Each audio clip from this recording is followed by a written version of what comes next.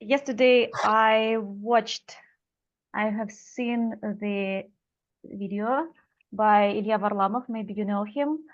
He's a very famous travel blogger, and he visited New Zealand and he made the video about it. But it is the only first part.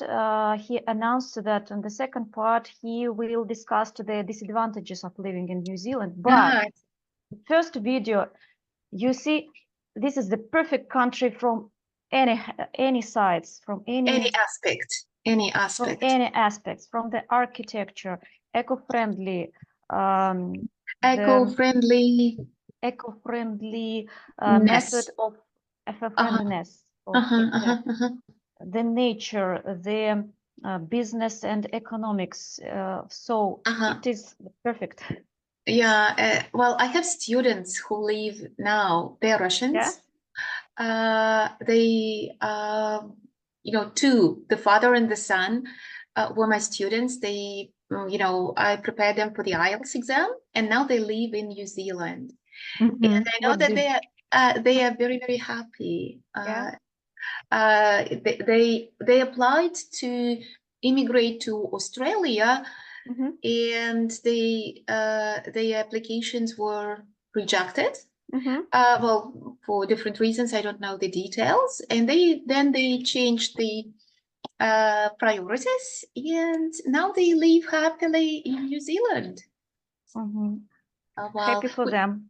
And also, yeah, please. And also, I have a student from Cyprus. She's adult woman, and she has been living from since 2022 in Cyprus with her family, husband and daughter. And she and her husband admire Ekaterina Shulman like me. And recently, I have known that Ekaterina Shulman will have meeting in Limassol next Tuesday. And it was a joke, of course, and I asked Dasha, the name of my student, say hello if you will go. If you go to the meeting, please say hello from Engels to Schulman. And surprisingly, Dasha answered that yes, my husband has already bought the ticket, and yes, her husband is going to visit this meeting. I don't know why, but I was so glad for them. I think that sounds exciting. Well, I'm sure your meetings are going to be really interesting when it's face to face. Right. And do you teach this? Is she an adult? This lady you teach? Yes, an adult? she's adult. An adult. And we are the same ages. We are the same age. Yeah. And do you teach English to her online? Yeah. English online, yes.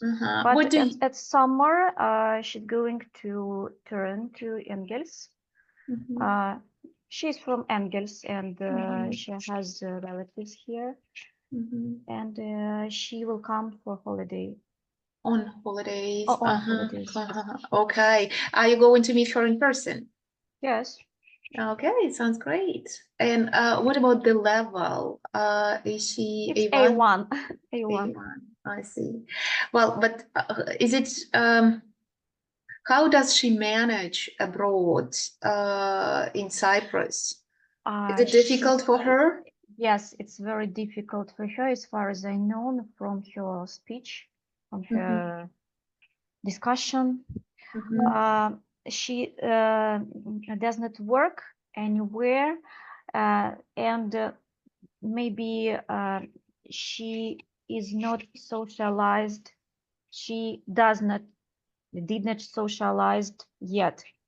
In this think about the result. It's about the result. She has not socialized yet. With people, with locals. She hasn't had any contact with locals yet. Does she stay at home or communicates with Russian mainly? She communicates with Russian, and I know maybe the reason of such a problem that she is afraid to speak English and maybe she's afraid to make mistakes, and we work together at this problem. We work on this problem. Yeah, on this problem. My recommendation, encourage her to start talk. The sooner she starts talking, the quicker the barrier disappears, because it's psychological, it's not a language thing. So encourage her to go shopping, to speak some English, like bits and pieces of English would be enough to stop worrying about mistakes. I told her that she should do the recommendations you follow recommendations. Follow recommendations. Maybe she will follow. Okay, right. Good. Sounds great. Well, and what about your son? When is he going to have an exam? The first exam? Next Monday. The first Monday will be on the first exam will be on Monday. Next Monday.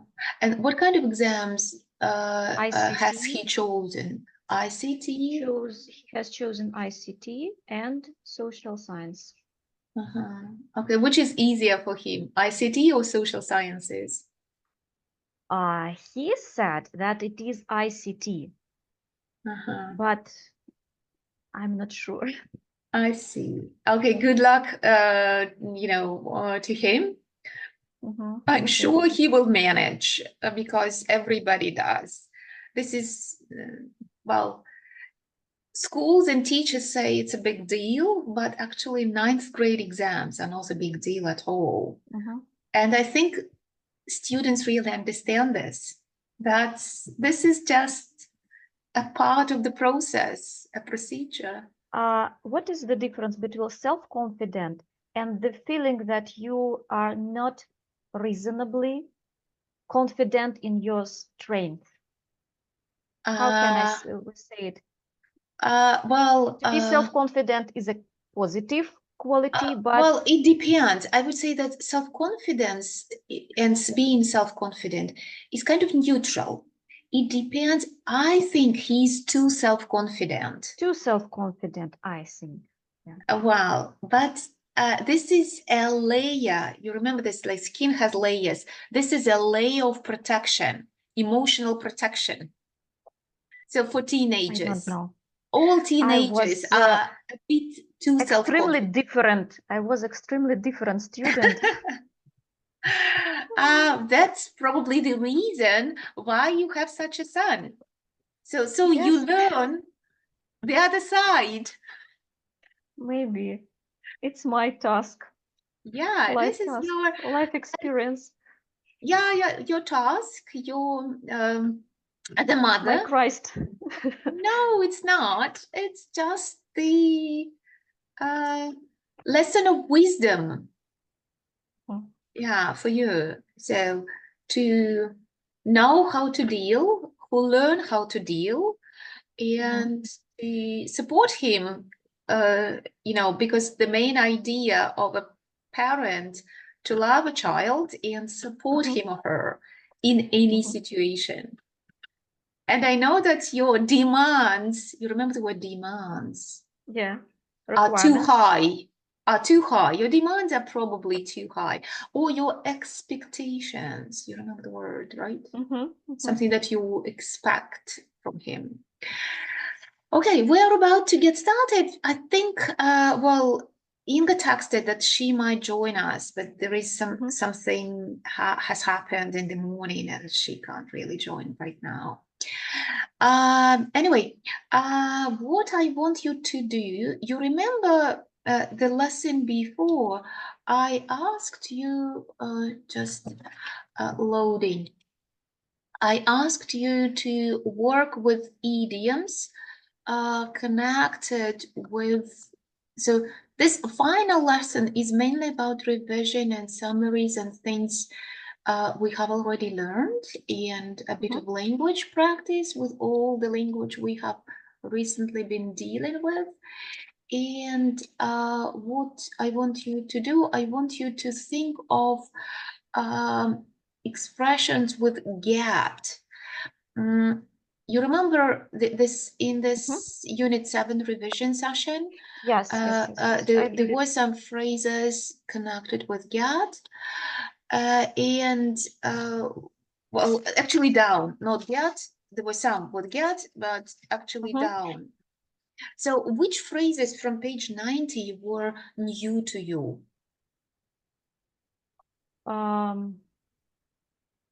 So it's better for me. It's easier for me to say what I have known. I see. I've known calm down. Uh-huh. The rest 5 the words, expressions were actually new for me. Okay, yeah. Well, let's have a look at the questions and deal with the questions one by one. Do you know anybody who looks down on on other people? So it's not about the name, it's about maybe the person and the relation and the connection and how you feel about it. Yes, of course, among my Acquaintances. acquaintances or people I know, there are some of them who some of them, we should say in plural, some of them Some who of them who look down look down on down on other people.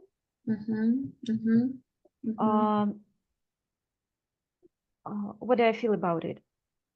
How do you feel? Yeah, how do you feel about it? I feel that it is not good quality. And moreover, it's not good quality for these people, especially not for me or for people who they are looking down at. But you know, the prejudice or the Господи, я не знаю, как эти слова сказать.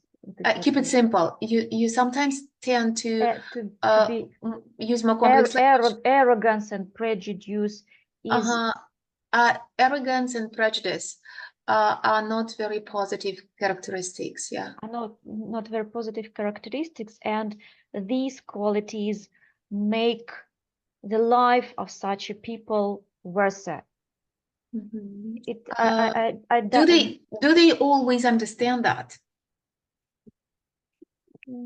I don't know. Maybe no. Maybe they don't realize, but they feel themselves like on the higher level than others. They feel as if, yeah, because feel is not a reflective verb. Чувствовать себя, feel, you know, that as if they are better higher than level, they are better than others. Better than others, I agree. Well, they're kind of difficult to deal with. Yes, these people might be difficult. Yes, it is. And usually when they are your relatives, it's rather difficult to deal with them. And my understanding is that those people who have achieved a lot in life and who are happy at the same time, they do not look down on people. Those people who are not quite happy, they try to see themselves as if they are more important. And the same with parents and children. Yeah, true. So let's move on. What gets you down about studying? Let's say studying English. You remember the meaning, right? When something gets you down? When I'm studying English, some difficulties can get me down in understanding some grammatical structures which I did not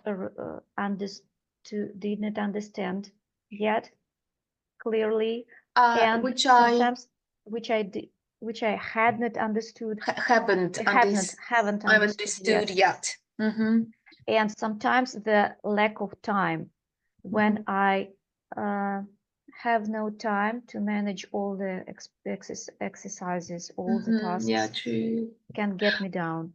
I think English spelling can get people down, because if you don't know the word, it's very difficult to spell the word.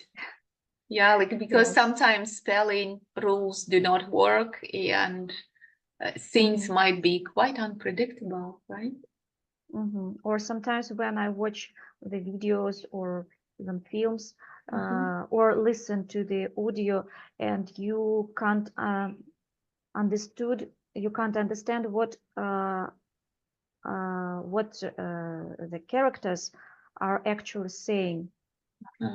But then when you read the script, you realize that it's quite simple words. Why don't you understand it previously? It's maybe the speed, or maybe the accent. The accent or the manner of pronunciation. Yeah, true. Absolutely. So if we look at find it easy to calm number down 3, after an argument, or did you find it easy to calm down after an argument? For example, I'm not a person who easily calm down after an argument. Maybe I made a mistake.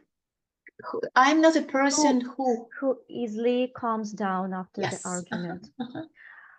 Maybe it's because of my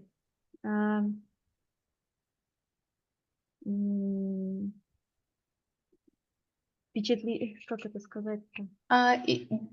Maybe because I'm quite emotional. Yeah, I'm quite emotional. Quite emotional, and when I was angry with somebody, after the argument, after the argue, it's on the screen. After the argument. Yeah. After arguing, or after the arguing? Yes, after the arguing, I will. Think about this structure. After arguing, it's a gerund. You don't need an article. After arguing. Or after the argument. This is the conflict with somebody. Yeah. So you can use both. After the argument, after arguing, or after arguing, I usually repeat this scene in my mind, in my brain, and I maybe choose the bad words. How to you remember? You're thinking how to persuade and prove my position. It's extremely bad quality, and I understood it, but I work on it. Because it's in process. You can say, I'm still working on it. I know that it's a bad quality, but I'm still working on it. Yeah, I understand that. Very often we focus too much on our position, and we are not ready to accept other people's position. Yeah, in this or that situation. And who do you usually argue with? Your sons? Yes, my sons. My sons. Yeah, my sons. I think our members of the family suffer the most from us. So we are more social human being, and we interact with other people, from outside in a more relaxed, in a more reserved way. But family members suffer the most. Yes, you're right. But sometimes I can say that there is no argument. Maybe some situation in which you and your opponent have the different opinions. and you are not arguing actually, but in the later you will repeat this situation in your mind, and maybe you did not say what you feel, but then you will repeat and repeat and repeat, and it's worth it to you too. Oh, well, yes, probably. Well, here I want you to distinguish between the two phrases. In English, we have two phrasal verbs. We have, oops, disappeared. Where is it? We have this settle in, and we have settle down. So what is the difference in meaning? So very often we get, familiar with them at B2 level. When you settle down, what happens? You stop moving from place to place, and you choose the only one. Yes, but actually the focus here is on more quiet, more relaxed, more comfortable living. So when we use the word settle down, it's more about becoming, kind of an adult, starting a family. I looked at the dictionary, and the first meaning is that you are saying about. But this is the most common meaning. But when you settle in a certain place, you move in this place for a different reason, for a permanent living. For example, they decided to settle in next to a good school so that their children could get a good education. So very often these meanings kind of overlap, but settle down is more about, becoming an adult. Sensible. Yeah, yeah, like stop, starting a family, buying a house, I don't know, things like that. Why do you think some people never settle down? So we discussed it in the first meaning, yeah? Yeah, it's the most commonly used meaning, I would say.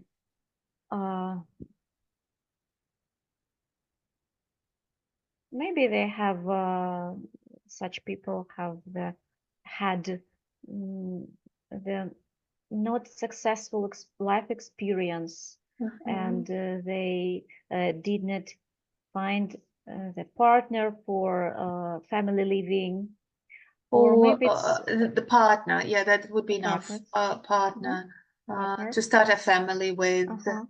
Maybe such people are very adventurous, and they're interested in moving from place to place, moving from activity to activity, from changing the job. I have the acquaintance, and now she's my good friend, but she is much elder than me. Today we are going to her birthday. She's 60 already, and she's such a woman, very interesting. And she is the woman who never settle in the same place. She never settled. Never settles in. Never settles, yes, present. Never settles in the same place. She lived in the many different places. In many different places.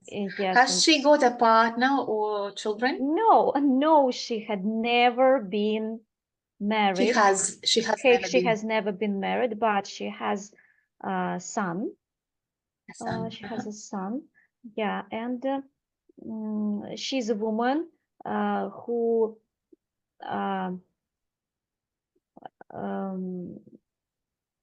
уговорила who talked me who talked through. us to go to Dagestan last summer. Yes, she The has formal friends variant there. Huh? persuaded. The formal variant is persuaded. And so yeah. she talked us through, or she, you know, yeah, persuaded. And she likes horses and cats and dogs, and her house usually full of these animals. And she had 2 horses previously, and nowadays she's Horses are planning. expensive. Horses, yes, but she managed it. She's a doctor. She's a quite clever doctor, I guess, quite professional. So she's doctor. an excellent expert, because Excellent clever expert, is more like about knowing life, like kind of. When you say he's very clever, like he knows the ways how to deal with situations, more like closer, yeah, like a fox. Yes, exactly. Because like when you talk about children, oh, he's so clever. It doesn't mean about, you know, very intelligent, but knowing the ways how to deal with situations. She's quite an expert, like meaning, so she's a good doctor, like a great professional. And she didn't. She is not afraid of difficulties. Good. She used to live in the countryside, and that's why she doesn't afraid to have horse. Even if she is 60 she isn't, years old. she isn't afraid to have a house. She isn't afraid, yeah. Well, getting down to your homework, well, when do you usually work better? When is your mind productive? In the morning, or in the during the day, or in the evening? In the morning. I usually do my homework in the morning. Sometimes if I didn't have time in the morning, don't have time in the morning, I can do it in the evening, but the best time for me is morning, of course. I usually get down to my homework. Oля, Can I interrupt you? It's my mistake. I realized that this Zoom is occupied. It will be occupied in 3 minutes. Two classes overlap. I see people coming. So can I send you my personal link? I'll send it in the chat, and we restart the session, okay? Okay. I just realized that Friday is still May, it's not June. My mistake, sorry. Okay. And I see people coming, and realize that that's the problem, okay? Okay. I should exit, yeah? Yeah.